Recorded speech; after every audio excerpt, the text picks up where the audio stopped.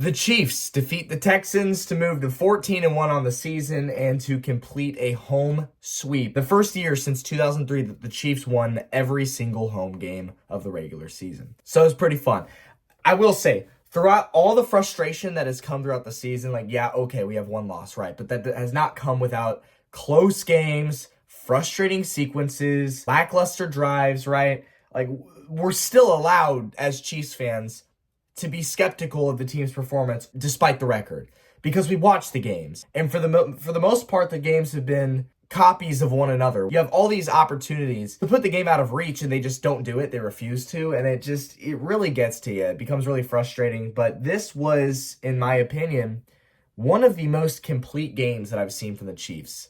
Let's get into it. On the Texans' first drive, it wouldn't last long. C.J. Stroud throws a pick to Jaden Hicks, who has played pretty good recently. I've been very impressed with the development and recent performances of Hicks. I think he's become a very solid defenseman for the Chiefs. So the Chiefs quickly capitalize on that Stroud interception. They go downfield on 11 plays, and they get a 15-yard Patrick Mahomes scramble touchdown, which remarkably was Mahomes' longest career rushing touchdown, which I find very, very hard to believe because I feel like he's had a lot of these. But no, apparently this is the longest of his career, 15 yards up the middle, puts his body on the line once he gets to the goal line and gets it in for the touchdown. An incredible play from Mahomes. This is vintage Mahomes. You absolutely love to see it. And early on, the Chiefs capitalize on a mistake by the Texans, and they take advantage. 7-0 Chiefs. The Texans would go down and respond with a field goal. It's 33 yards from Fairbairn, who's a pretty solid kicker. I usually like to get him in fantasy because he's pretty money. And then, the Chiefs, they had that hot drive to start the game. Here comes their second drive, 3 and out. What are we doing? The Texans would then respond with a touchdown of their own in the second quarter, taking the lead 10-7. This one is a Dalton Schultz touchdown from C.J. Stroud. Open in the front of the end zone, and really all there is to it. The Chiefs would respond with a touchdown drive of their own, which is like, okay, so you get the touchdown of the interception, then you went 3 and out. Okay, Texans scored, now you got to go be competitive. All right, let's go ahead and get the touchdown, right? That's exactly what they did. I don't get it, but they did. It is a Kareem Hunt 3-yard rush up the middle for the Kansas City touchdown, retaking the lead 14-10. The Texans, with their next drive, would go 8 plays. They would get down to the KC 40-yard line, and C.J. Stroud throws another interception. This time it's picked off by Trent McDuffie.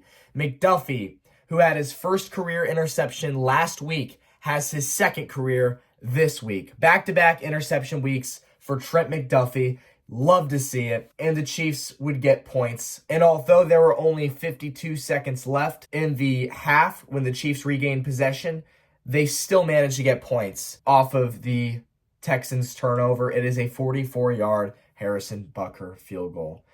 End of the half, the Chiefs would punt on their first drive. They were up 1 score. They had the ball to start the second half. I would have loved to have seen a touchdown here, go up 2 scores, make it an uphill battle, an uphill climb for the Texans to get back in the game. But, of course, they fall flat and they punt. The Texans would get the ball back. It was not a very good punt from Ariza. It went to the Houston 38, and Tank Dell took it up 12 yards to get to the 50-yard line to start the drive for the Texans. With that, it didn't take long for the Texans to find the end zone. 4 plays, and they would get a touchdown. C.J. Stroud to Tank Dell, and of course, everybody knows that on this play, Tank Dell miraculously held on to the football in the end zone, making an insane catch, all in the midst of not just a season-ending injury, but a next season-ending injury as well. Torn ACL, believe torn MCL as well, dislocated kneecap. I mean, this is just unfathomable. You absolutely hate to see it, especially with a player like Tank Dell, who, second-year guy, really fun player to watch. And he had been stepping up huge for the Texans ever since the Stephon Diggs injury. And now it's just Texans are just depleted of receivers now. I mean, this injury just sucks, man. It does. And it's going to be a long, long road ahead for Tank Dell. And you just wish him the best in his recovery and rehab process. And hopefully we'll see him at the beginning of 2026, which is just, feels so far away. But An incredible play by Tank Dell to get the Texans back in the game. Fairbairn actually missed the extra point after the long delay while they were tending to Tank Dell's injury. And it's a KC lead still, 17-16. The Chiefs get the ball back. They have a 3rd and 1 at their own 49-yard line. They hand it off to Pacheco up the middle for no gain. Okay, wouldn't it make sense to go for it on 4th, but this time hand it to Kareem Hunt, who's basically a guarantee to get it? Kareem Hunt has been virtually unstoppable on short yardage gains. He's untouchable. If you need him to get 2, 3, sometimes 4 yards, he can get that pretty much every single time, whether it's 3rd or 4th down.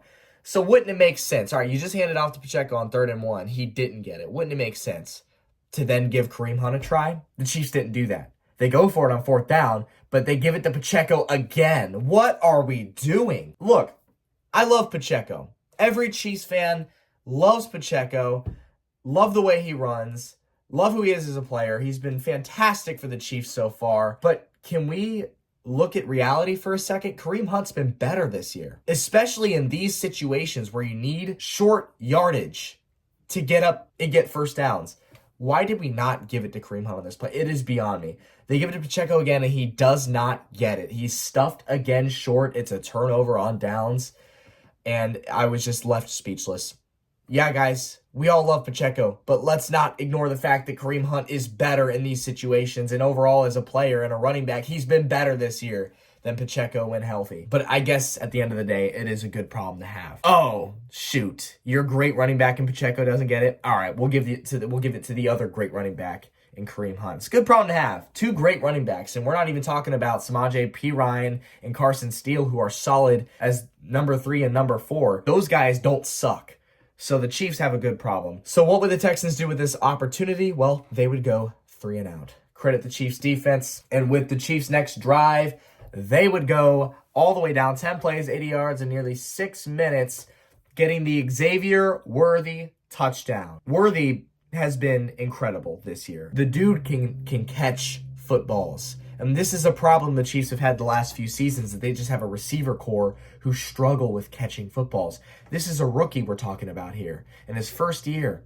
And he has been one of the best hands guys on the team. I mean, I really like what Worthy has done, and his progression has been shown. And he's getting better every week, and it makes the Chiefs all that more scary come the postseason. They take a 24-16 lead in the game. Still a 1-score game. The Texans, they would go on their next drive down to the Kansas City 20-yard line before having to settle for the 38-yard Fairbairn field goal. And the Texans are within 5. It's 24-19 Kansas City. The Chiefs on their next drive, 14 plays, 60 yards, 6 minutes, 30 seconds. I mean, they would bleed this clock down. They would get the 27-yard Harrison Butker field goal, leaving the Texans with just 5 minutes left in a still 8.1 score game. The Texans, with 5 minutes, 13 seconds left on their first play of the drive, they would fizzle out. They would go 3 and out. C.J. Stroud on 3rd and 11 gets sacked by Joshua Williams, and the Chiefs now have the game in their hands. 3 minutes, 41 seconds left in the 4th. They're up 8 points. All they need is a few first downs, bleed the Texans of their timeouts to win this game, and they do exactly that. On 3rd and 4th, the KC 45, Mahomes dumps it off to Samaje Perine. He takes it down 16 yards, slides in bounds, and that is all but it. The Chiefs hold on against the Houston Texans 24-19 in a game that I was pretty satisfied with as a Chiefs fan. In a year of unsatisfying games where we're winning on last-second field goals against the Panthers and blocked field goals against the Broncos and a pass interference call against the Bengals and a toe being out of bounds against the Ravens, right? Like in a year where it's just full of close games and coming down to the wire. Although this was technically a 1-score game, it didn't really feel that way at the end of it. The Chiefs felt like they had control of the game pretty much the whole time. C.J. Stroud just struggled so badly to get the offense moving after Tank Dell went out with the injury. I mean, that's just the truth of it. C.J. Stroud, I mean, I don't know if he was just that mentally checked out. When I know him and Dell are essentially best friends off the field, but they just struggled to get the offense moving after that injury, and it helped the Chiefs, I guess, because they held on. A couple of little notes here. I feel like this was the best O-line performance. Mahomes actually had time in the pocket. O-line has been a topic with this team for weeks now. It's been struggling mightily. Mahomes has been getting rushed, pressured, sacked over and over and over again each week. Well, the O-line, they made some adjustments this week, and they seem to have worked because the Chiefs O-line, this is their best game that I've seen in a while. And look what happens when Mahomes has time. 27 points, which is a lot better than the 20 or less they have been winning on. And honestly, that's really it. Good game. The Chiefs move closer and closer to the 1 seed. Of the 3 games remaining of the season, the Texans, the Steelers, and the Broncos, you have to win 2 of those 3 likely to get the 1 seed over the Bills. And the Texans was the one that I was most nervous for. So the fact that they get out of this one with a win, and a pretty good win at that, it makes me very confident with the direction of the team overall. It's been a fun year so far, 14-1. You can't take this shit for granted. I know that a lot of these games we haven't really been the better team necessarily or deserved to win. But, I mean, anybody in this league, any team, any fan, anybody would take what we are getting. And you just have to sit back and cherish it. It might be close, but they are wins at the end of the day. It won't be like this forever. So as we get closer and closer to the playoffs, just sit back and relax and enjoy these last few regular season games before the storm begins in January. Forgot something. And this is a good one, right? This is going to go on the board of excuses because it has to. As everybody knows, Mahomes last week suffered a high ankle sprain. His ankles are made of glass, apparently, because every year he's got something with his ankles going on. And it's like, dude, come on, protect those things. But everybody knows Mahomes is him, and he is a fierce competitor, one of the best competitors this league has ever seen, one of the toughest quarterbacks this league has ever seen. And we've seen Mahomes win a Super Bowl off of a really bad ankle sprain where he was essentially hobbling on one foot. We've seen Mahomes get through these games with ankle sprains. This ankle sprain, in comparison to the rest of his ankle sprains, this one really wasn't that bad. He recovered quickly. He is him. And that is why, on the board of excuses, we are giving what everybody was bullshitting about on social media, and that is Mahomes faked his injury, right? Of course he did. Right? Right, guys? Mahomes definitely faked his injury. Yeah, because a guy like Mahomes would do that. So, deserves a spot there. Mahomes, his ankle looks completely fine. I'll see you next week. Go Chiefs. Peace out.